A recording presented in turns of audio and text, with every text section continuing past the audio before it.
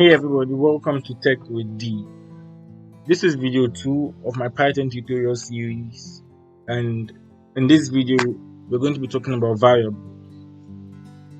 I know it's been a while since I uploaded something, but then I've been busy with school and yeah, I just finished my exam, so I think I'll be making 2 or 3 videos a week to make up for the time lost.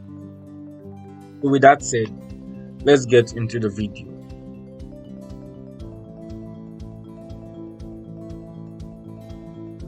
Okay, so as you can see, I have a variable name. The file name called variable. Okay, remember to save the extension type. Add the extension type .py to specify it's a Python file. So basically, with math, we always know that variables are, maybe an example of a variable could be this. Let's say a is a variable, and we store the value 5 inside the variable a. So that anytime we want the value 5, we can just reference or call the variable a, then we have the value 5. So we can just say print, and then instead of us saying print 5, we can just say print a. Then you can see it will give us an output of 5 here. Cool. It works perfectly. We can add another variable, say b, and say b is equal to 8. We can also print print a. We can also print b. The when we run the code, get 5 and 8 because it's in that order. But then you can give the variable name any name you want. So I can call it number, I can call it num or anything. It will work. So I'm going to use num1 and I'll make a 5 here, and num2 would be 8. So basically we know we can print num1. We can also print num2. It will still give us the same value 5 and 8 because the variable name doesn't matter. You can get any variable name for a particular value you wanted to save. So what if we wanted to change the two variables? Wanted to make num2 rather print out 5 and num1 print out 8 without necessarily changing the actual values here. Like I want to interchange them without changing the values. What I mean is without me doing this and this. Okay, I still want this to be like this, but then I want to interchange the values. Okay, that is where we have something we call a temporary variable. What a temporary variable does is it's kind of like an empty variable, okay, with no value, where you can store a particular value inside. But the thing about variables that we should know before we take on temporary variables is if say we have num1 to be equal to 5, we know when I print this I get 5. When I say num2 is equal to num1, when I say num2 is equal to num1, we know when I also come and print num2, I get the same value as num1, right? I get 5, 5. Fine. But then now, if I'm to come back and change the value of num1, say I say now num1 should be 6. What do you expect the values to be? Okay, this I'm going to allow you guys to think of it, then I'll give the answer. So I'll give you like maybe 5 seconds or something. You can think of it. But then now when I print it, it will print num1 as 6. Sorry, this is supposed to be num1. It will print num1 as 6, but still print num2 as 5. So with that said, let's just print it and see. You can see it printed num1 as 6 and num2 as 5.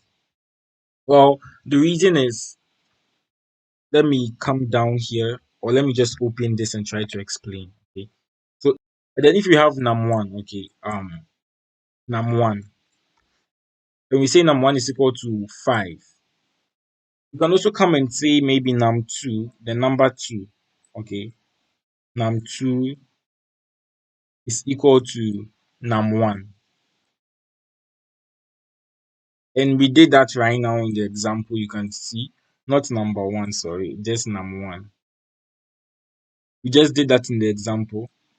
Okay. So what this actually means is that num2, you might think we are saying num2 is equal to num1. Okay, per what we wrote here. But it actually doesn't mean that. What it actually means is that num2 is equal to the value that num1 was having. That is why when later on we come back and we change the value of num1 and say maybe num1 now is 7, we still get our num1 to be 7, but then since num2 was the value that num1 previously had, num2 would still be 5. I hope that is clear. So with that said, we are going back to the video, to the IDE, to make sure we are able to do it. So with that said, I think we should understand what this does. Now num2 was the value that this had, and so on. So when we print this, we should get 6 and 5. Okay, cool. So now I'm going to kind of erase this and this. And now I say num2 is equal to 8. Now I want us to interchange the values. Okay, if I'm to print num1 and num2, I can print num1 and I can also print num2. When I'm to print that, I'll get 5 and 8, obviously. But then now I want to interchange the values. I want to make num1 8 and num2 5 without necessarily changing the values inside here. When I say necessarily changing the values, I mean making this 5 and making this 8. I want this to still be 5 and this still 8. But then when I print num1, I'll keep this the same. When we printed this, we had 5 and 8. I want to still keep this here, but when I print it this time, I'll get 8 and 5. That is where we introduce something we call a temporary variable. So a temporary variable is a variable, an empty variable. Okay, it doesn't have a value. So what we do with that is we save a particular value inside, and per what we learned already, we know that when we say maybe num1 is equal to num2, we are not saying that num2 is actually equal to num1. We are saying num2 is equal to the value that num1 already had. Okay.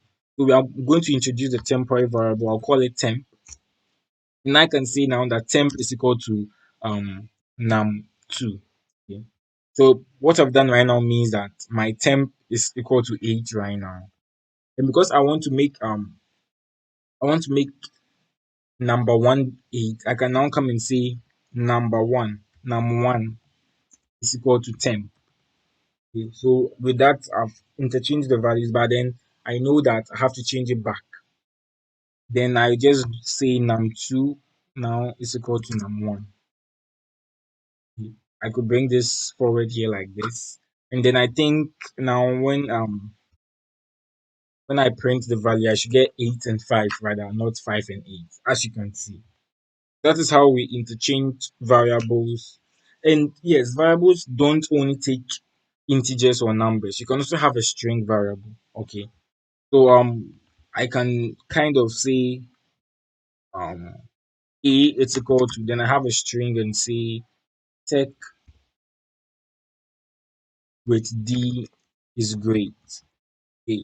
I can also just come back and print it and it will still work perfectly as it worked with the numbers.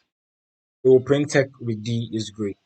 Okay, so you can keep on printing it a whole lot of times. You can do it maybe 5 times, 10 times, 100 times. It's all up to you. So I'm printing tech with D is great 4 times. We will do that. This prevents me from actually typing tech with D is great the actual 4 times because I saved it in a variable. So basically, this is what variables are for. We use it to make our code cleaner, simpler, and faster. I hope you enjoyed this video. I'll see you guys in the next one.